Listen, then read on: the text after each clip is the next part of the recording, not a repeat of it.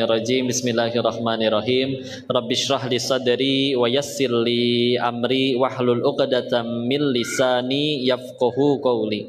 Rabbana zidna ilman warzuqna fahman birahmatika ya arhamar rahimin. Subhanaka la ilma lana illa ma 'allamtana innaka antal alimul hakim. Allahumma inna nas'aluka ilman nafi'an wa rizqan thayyiban wa amalan mutaqabbalan. Amin ya rabbal alamin.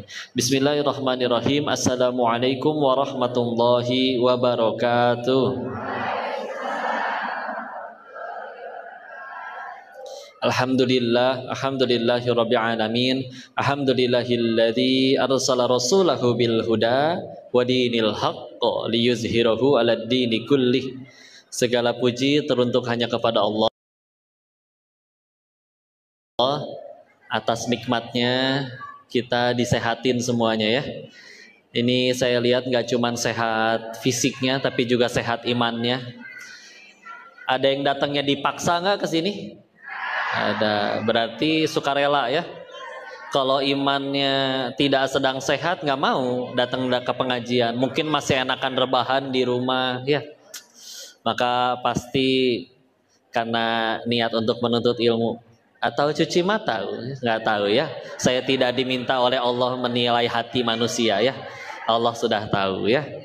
Dan salawat serta salam semoga selalu tercurah kepada junjungan kita baginda Rasulullah Muhammad sallallahu alaihi wasallam beserta para keluarganya, sahabatnya, dan semoga Allah sanggupkan kita istiqomah dalam meniti sunnahnya. Amin ya rabbal alamin. Salam takzim kami kepada para asatidz, para dewan guru, kepala sekolah. Ustadz izin, jazakallah khair, jazakumullahu khairan katsiran, diizinkan ngaji bareng di sini. Bunda, terima kasih. Dan para bunda-bunda, para pejuang pendidikan yang luar biasa, semoga Allah balas beliau-beliau dengan surga tertinggi, menjadi wasilah ilmu bagi hamba-hamba Allah, anak-anak yang kedepannya bakal jadi orang hebat semuanya ya. Dan ini para orang tua murid tuh, sebagian ya, ada umum juga. Tapi kalau orang tua murid saya berasumsi berarti udah nggak ada yang jomblo ya, udah nikah semua ya. Hah? Ibu guru? Oh, ada. Iya, sok yang jomblo angkat tangan.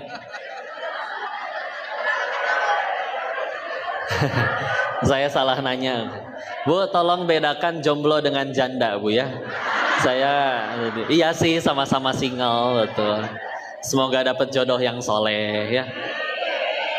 Tapi saya nanya kayak gitu teh bukan pengen nafkahin, bukan. Cuma nanya aja, nanti akan menentukan bahasan kita mau kemana gitu maksudnya ya. Masya Allah. Baik, istilah apa temanya Bun? Kebaca tidak? Ya, ini sudah Allah yang menegaskan ya. Pasti tadi dibaca Quran surat ke-33 Al-Ahzab ayat ke-21. Laqad kana lakum fi Rasulillahi uswatun hasanah. Ini logikanya gampang Bu, sederhana. Sama kayak kalau misalkan anak ibu pengen jadi pemain bola, pasti belajarnya ke pemain bola, ya, ke juara sepak bola. Kalau pengen jadi pemain bola, belajarnya ke siapa? Ke Cristiano Ronaldo atau ke Chef Juna? Tuh, ibu aja apal Ronaldo ya. Dan ini masuk akal banget karena dia udah ngelakuin latihan yang pengen kita tempuh. Dia udah menjuarai kejuaraan yang pengen kita menangkan, betul? Yang ngikutin, ya. Nanti kalau nggak ngikutin beliau nanti ya pasti lebih terseok-seok, lebih sulit. Sama ketika kita nih bismillah nih. Sama kemarin juga ada sempat video ya viral ya. Ada orang minta dibujuk, katanya bujuk saya biar mau sholat katanya.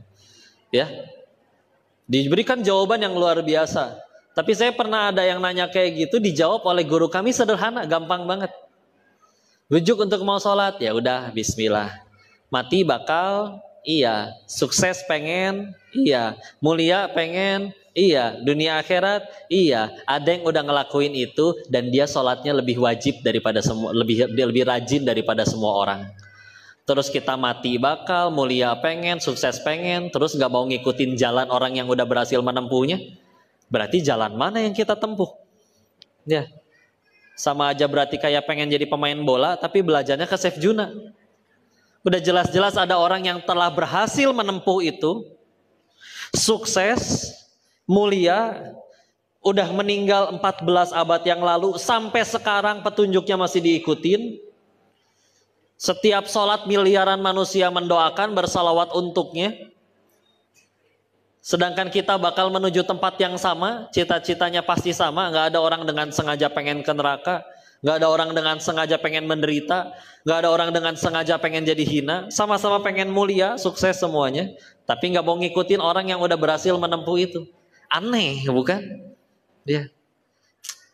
Makanya dengan akhirnya kita banyak pergi melihat banyak tempat tuh, salah satu pelajaran yang saya lihat itu adalah bagaimana jadinya dunia tanpa syariat Islam. Kalau ada orang bicara kayak gini Bu ya, mohon maaf, semua agama ngajarin kebaikan, iya itu betul, saya sepakat ya. Tapi kalau misalkan kita cuman jadi baik tanpa pakai aturan dari Sang Pencipta, banyak masalah. Ya, contoh perjudian. Punten ya Bu, bagi orang yang dari sudut pandang bandarnya deh, bandar judi, bagi orang yang tidak tahu syariat Islam itu bukan zolim Bu, bukan dosa.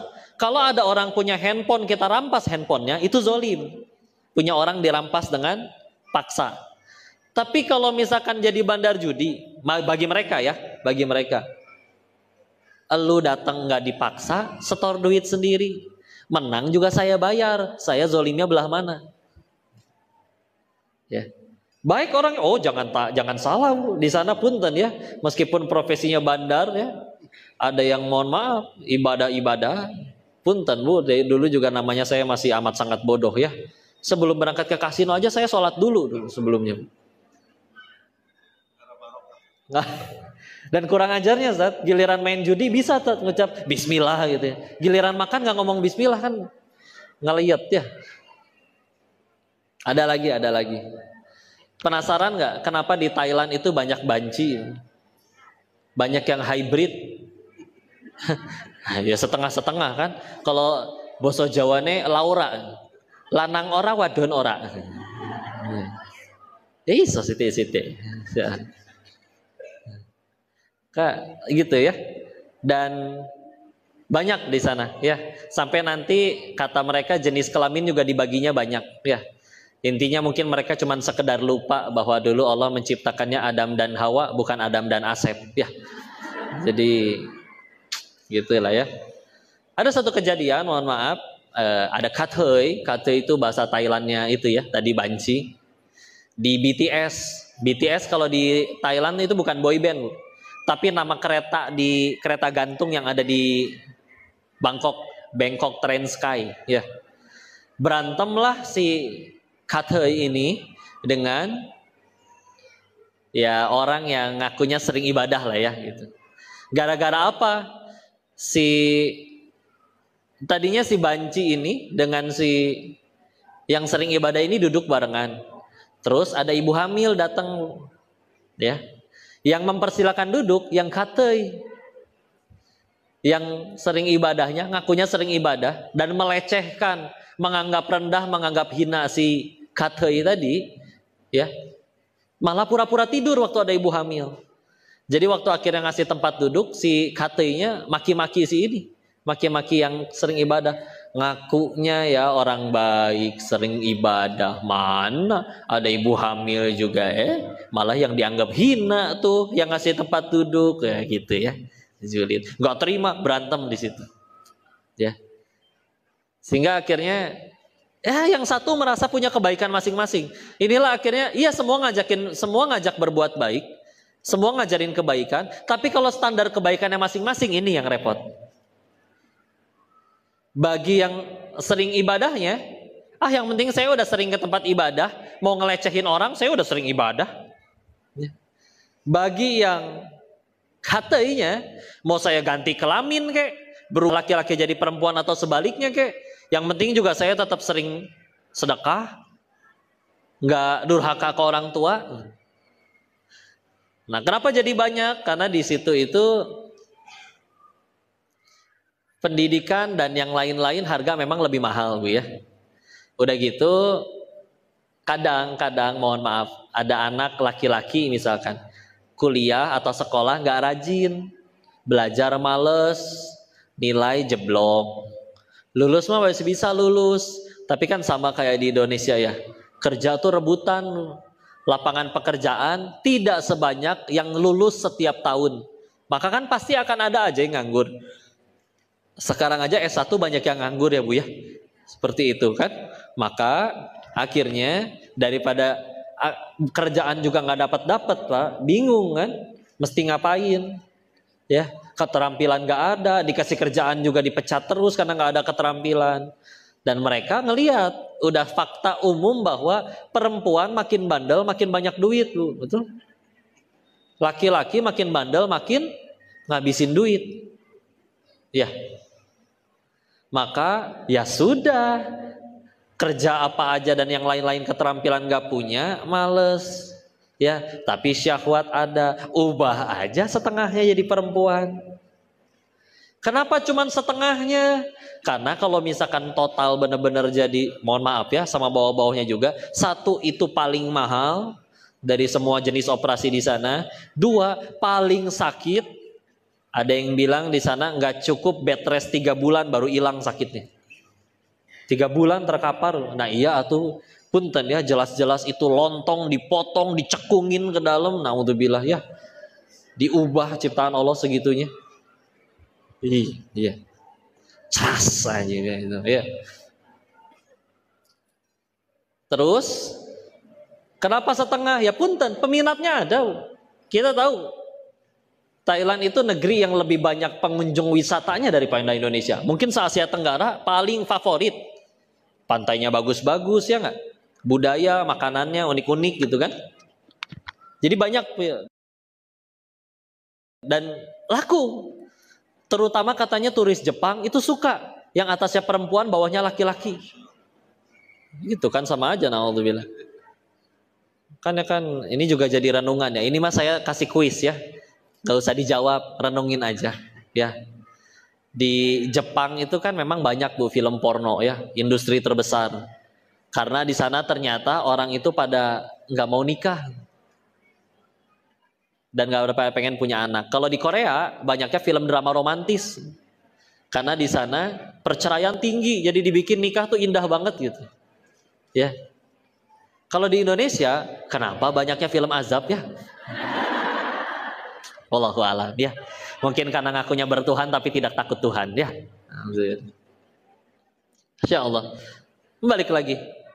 Ya akhirnya mohon maaf, mereka rela bahkan ngutang untuk itu semua juga mereka nggak ragu. Ngutangnya ngutang yang riba tentunya ya. Ambil pinjaman ke lembaga-lembaga ribawi ya. Maka bagi mereka ini juga bukan dosa Bu. Karena ya saya zolimnya belah mana? Kalau ada yang tersakiti, saya yang sakit. Keluar uang, saya nggak minjem, nggak nyuri uang siapa-siapa, uang saya sendiri nabung. Kalaupun minjem, saya bayar, dokternya dibayar. Mohon maaf, akhirnya jadi setengah perempuan. Dan punten, emang biasanya nyari kerjanya jadi kayak gitu, menjajakan dirinya, mohon maaf, ya.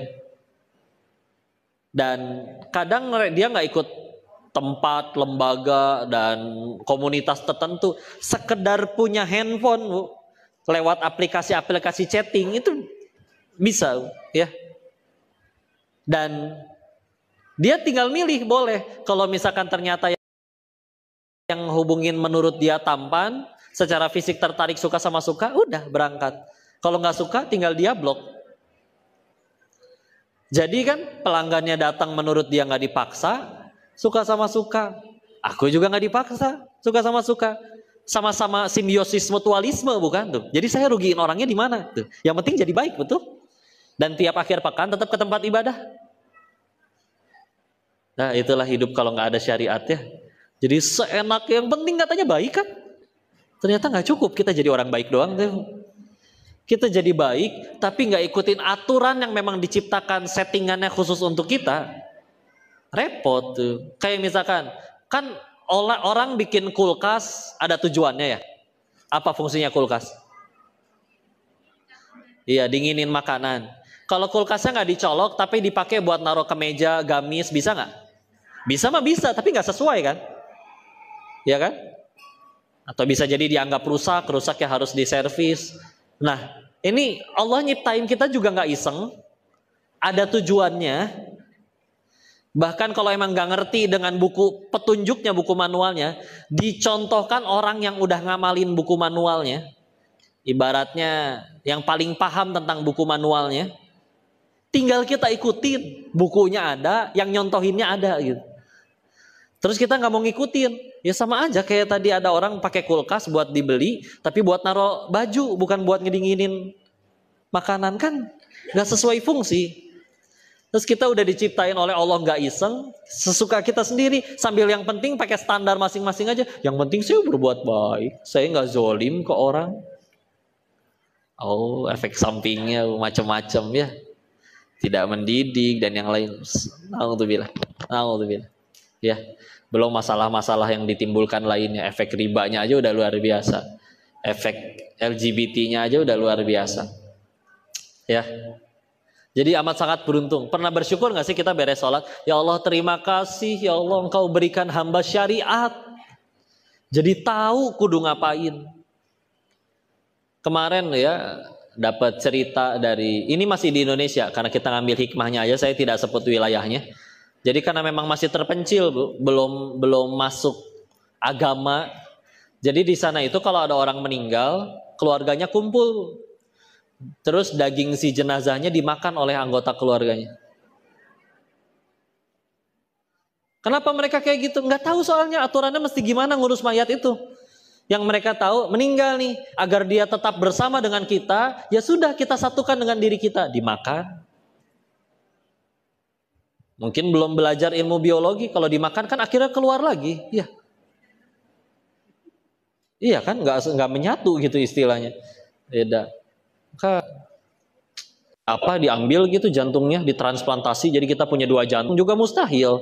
Emangnya badan kita sama kayak motor ya, onderdilnya bisa dibongkar pasang. Beda. Maka ayo syukuri banget kita tuh punya contoh, kita tuh punya syariat. Jadi nggak kebingungan.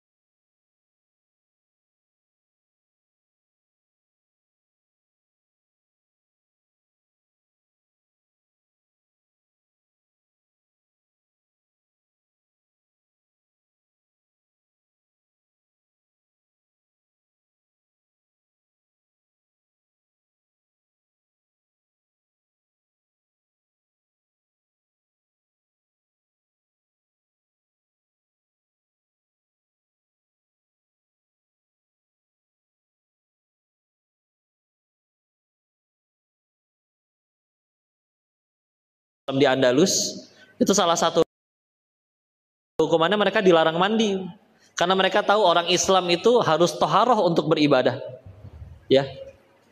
Karena ya Masya Allah luar biasa ya Islam itu. Maka Sallallahu Alaihi Wasallam sebagai dan terbaik. Terlalu banyak contoh kebaikannya, Bu. Mau lihat dari mana? Saya suka ngerenunginnya kayak gini, Bu ya. Punten.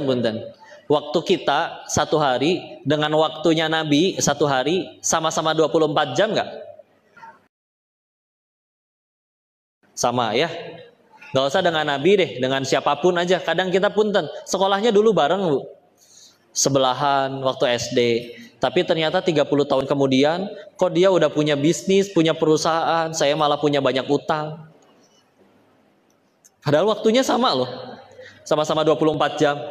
Kalau dibilang sama-sama mulai dari nol, ya ada sebagian yang memang dikasih ayahnya memang sudah kaya dari sananya. Tapi kan kalau digali ayahnya lagi, sama-sama ada yang mulai dari nol pasti. Cuman bedanya ada yang berhasil mempertahankan. Toh kalau berhasil mempertahankan pun bukan jadi bukti kemuliaan. Karena sekaya-kayanya orang zaman sekarang kayaknya nggak akan sekaya Firaun dan komplotannya.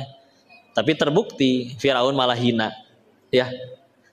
Buktinya nggak ada ibu-ibu ngasih nama anaknya Firaun, betul? Ih, kok anaknya lucu banget kok. Siapa namanya? Firaun. Inna lillahi wa inna ilaihi raji'un. Enggak ya? Jadi ya sudah lah ya. Masya Allah. Maka kita kalau mau ngerenungin waktu yang sama tadi, apa sih yang jadi perbedaan? 24 jamnya sama loh. Sama-sama perlu tidur dan sama-sama perlu makan dan yang lain-lain. Tapi kok beda hasilnya? Nanti apa yang paling membedakan? Adalah berkah. Ya. Ini penting. Atau ibu pernah nanya kayak gini nggak, Bu? Kok hidup saya teh udah bener belum ya?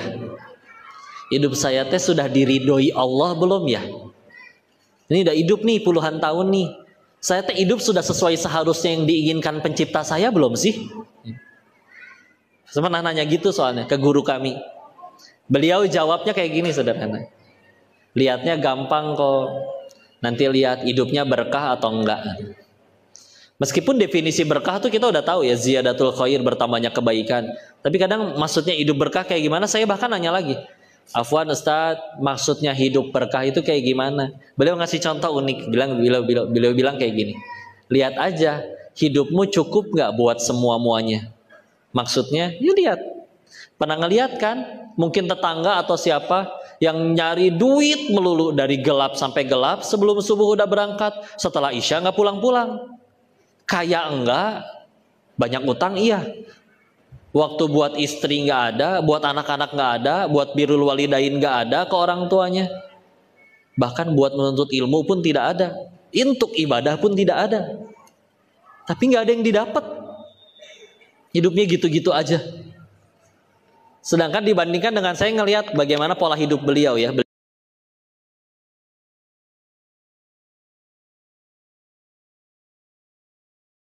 Beliau bangun jelas sebelum subuh. Jadi bangun mengawali harinya dengan sholat malam. Dan biasanya kadang tidur lagi sebentar, kadang ya udah langsung dibablasin sampai azan baru berangkat ke masjid. Jadi sholat subuh tepat waktu berjamaah di masjid, bahkan lebih sering jadi imam. Beres, kami kuliah bareng jurusan hadis tiap subuh, ya. Jadi sama-sama nuntut ilmu. Dan pasti di situ ada ayat-ayat Al-Quran. Jadi mata lebih dahulu melihat Al-Quran daripada melihat cahaya matahari. Itu diupayakan. Yuk, meskipun satu halaman, ya. Sehingga ini menunjukkan, ya berarti harus bangun dari subuh, ya. Jangan sampai subuhnya 8:30 misalkan. Ya, kalau kecapean dikodo, ya Nabi juga pernah dikodo. Tapi untuk jadi contoh bahwa kalau telat nih ada caranya dikodo. Dan gak tiap hari tentu jelas, ya. Jadi sudah menuntut ilmu, sudah baca Al-Quran. Beliau membiasakan baca Al-Quran itu setelah sholat subuh itu 1 hari 1 juz. Setelah selesai subuh, kalau bacaannya udah lancar, selesai 40 menit. Nggak ngebut itu, biasa aja, tartil. Apalagi kalau udah hafal. Kalau kayak standarnya Imam Syafi'i, kata guru kami, karena beliau hafal 1 juz itu 20 menit. Karena hafal, nggak pernah ada salah. Sama kayak kita baca kulhu, ibu cepat banget kan? Ya, saking hafalnya, ya. Ya. Udah gitu, baru Bu nyari duit. Suami seorang ayah, beliau mengajar, jadi guru. Jadi berangkat jam 7. Tapi lihat, orang lain berangkat jam 7 kadang telat bangun, mandi enggak, sarapan enggak Bu. Boro-boro ibadah. Beliau menghadapi dunia jam 7 pagi dengan kondisi sudah tahajud, sudah sholat subuh berjamaah tepat waktu di masjid, baca Al-Quran 1 juz, sudah menuntut ilmu. Hari itu pasti lancar, nggak akan ada kendala demi Allah. Dan ngajar paling jam 7 sampai zuhur. Sekolah-sekolah makan ya. Sesore-sorenya pulang sekolah jam berapa sih? Jam 3 ya. Asar paling ya. Dan beliau kadang nggak ngajar full sampai asar. Dan namanya ngajar pasti ada jam istirahat. Jam istirahat orang pakai makan, beliau sempatkan dulu ke musolanya atau ke masjidnya sholat duha. Beliau mengkondisikan, mengamalkan riwayat, ada yang menyebutkan bahwa Rasul itu kalau malamnya udah tahajud 11 rakaat, ya, 8 tahajud 3 witir, maka sholat duhanya beliau 8 rakaat. Kalau malamnya nggak 11 rakaat tahajudnya, kurang atau bahkan tidak tahajud, langsung bangun subuh telat, tapi subuhnya tetap on time, tahajudnya aja yang telat, maka beliau duhanya 12 rakaat. Ya. Duhanya 12. Udah tuh. Sampai pulang zuhur, beres, dan selama jam 7 sampai jam 12 kan jadi ngajar, nyebarin ilmu, itu menebar pahala jariah sebanyak-banyaknya. Beres, kadang kalau ada kajian lagi berangkat, kadang kalau enggak udah pulang jemput anak, ada waktu jemput anak sekolah. Sorenya nemenin istri. Atau mampir ke rumah orang tua, ada waktu untuk istri, anak, dan untuk birrul walidain. Habis maghrib, kadang kajian lagi malam atau ba'da isya, udah. Selesai, istirahat, tidur, cukup waktu semuanya. Pemasukan nggak kurang, meskipun iya tidak sebanyak para miliarder yang bisnisnya apa, tapi kan kita tahu mah bisnis mah yang penting cukup, rezeki mah banyak tapi nggak cukup repot kan. Kami ngalamin sendiri, misalkan dapat misalkan di bulan itu 100 juta, tapi pengeluarannya di bulan itu bisa 110, ada aja. Adek belajar nyetir nabrak lah, jadi harus gantiin. Jadi ada pengeluaran-pengeluaran yang diundang oleh kelakuan kita sendiri. Oh itu nyata, benar ya. Tapi kalau misalnya beliau standar cukup, tapi malah nggak punya utang, bahkan bisa ngutangin orang. Meskipun ya gaji guru gimana sih bu? Beda dengan zaman Islam dulu berjaya, ketika profesi bayarannya paling tinggi adalah guru. Zaman sekarang kan beda, ya. Tapi cukup, itu melihat keberkahan tuh kayak gitu ya. Tetangga kami bahkan ada guru PAUD digaji hanya 250.000 sebulan. Gak punya bapak, adik 5. Bu, demi Allah, tambah gemuk malah. Menunjukkan rezeki itu gak dari situ doang, betul? Berkah luar biasa, insya Allah. Cukup buat semua. Yuk kita lihat atau kita ya. Ya Allah, saya keteter, ya Allah, waktu menuntut ilmu gak ada, nyari duit melulu misalkan. Ya. Waktu untuk misalkan iya kerja ada waktu, tapi misalkan buat keluarga, buat pasangan nggak ada ya, gimana ya? Nih sih dilihat situnya ya. Maka itu contoh dari beliau. Jadi lihat hidup kita udah cukup nggak buat semuanya. Karena tadi kan satu kali 24 jam, sampai ada orang yang waktu itu dalam ini mah video motivasi ya, dia ceramahnya dia bilang kayak gini. Ada baskom bening dari kaca wadah, terus ada pilihan batu-batu besar, batu-batu sedang, batu-batu kerikil sama air. Ya, isi ini semua harus masuk. Ada yang isi air dulu sampai penuh, batunya belum masuk, pas dimasukin batunya airnya pada tumpah. Masa gimana? Kalau aturannya nggak boleh tumpah, masukin dulu yang gede-gede. Masukin dulu yang sedang, sisanya yang kerikil-kerikil nyelip di antara batu-batu yang gede. Ketika udah penuh semua, baru diisi air secukupnya sampai penuh. Nah itu ibarat 24 jamnya kita. Tergantung kita mau isi yang prioritas dulu, misalkan batu-batu yang gede tadi, atau mau langsung yang hobi dan senang-senang aja, yaitu air itu tadi. Yang kalau nggak mau diisi dengan yang senang-senang doang, ketika yang prioritas harus masuk, ya udah harus ada yang tumpah. Ya. Atur istilah. Karena diri kita di masa depan, diri anak-anak kita di masa depan tergantung kita ngapain aja sekarang. Kalau saya nyebutnya anak-anak kita, seolah saya menikah dengan ibu ya. Anak-anak kita, jangan dibayangin kayak gitu ya. Kadang suka ada, ya dibuka pertanyaan, ingin bertanya, gimana ya anak kita itu kan? Jangan nyebut anak kita, nanti salah paham ya. Insya Allah. Ya begitulah ya. Ya udah beneran. Sama akhirnya tetap aja kan kok orang yang penting cukup ketika bicara kendaraan juga kan bukan yang penting punya. Yang penting nyampe betul kendaraan. Coba berapa banyak orang Indonesia bisa nyampe tanah suci Bu? Emang pada punya pesawat? Enggak. Coba ibu punya pesawat masing-masing. Parkirnya kan susah ya. Repot. Ya. Gitu aja beneran. Yuk renungin dunia ya. Ya, kita mah saya mah kalau bicaranya ngebahas ilmu pasti kalah lah sama Syekh Google ya. Google mah apa aja dia bisa cariin gitu ya.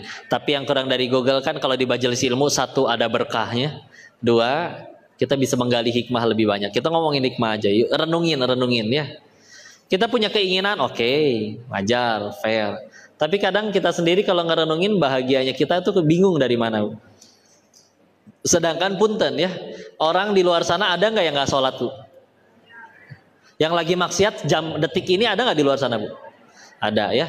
Tapi mereka tetap dapat rezeki nggak? Siapa yang ngasih rezeki?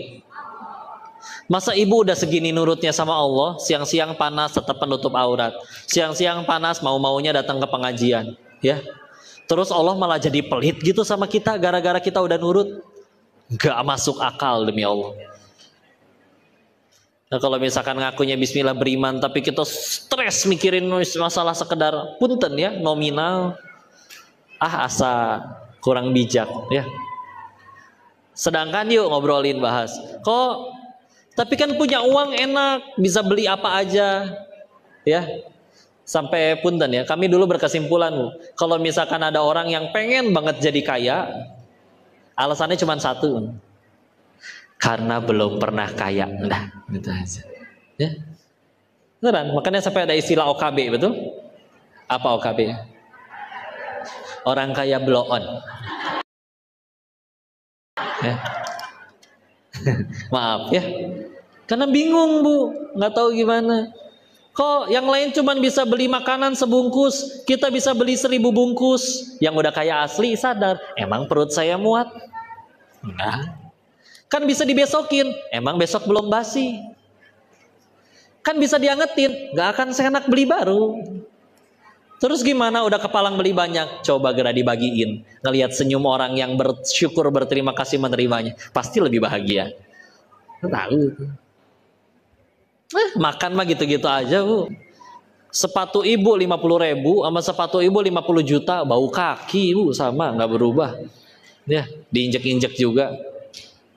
Sama ya. Resep, Bu, ngomongin ini mah ya. Ibu suka healing nggak? Mau kemana? Indomaret. Oh, kedeketan ya.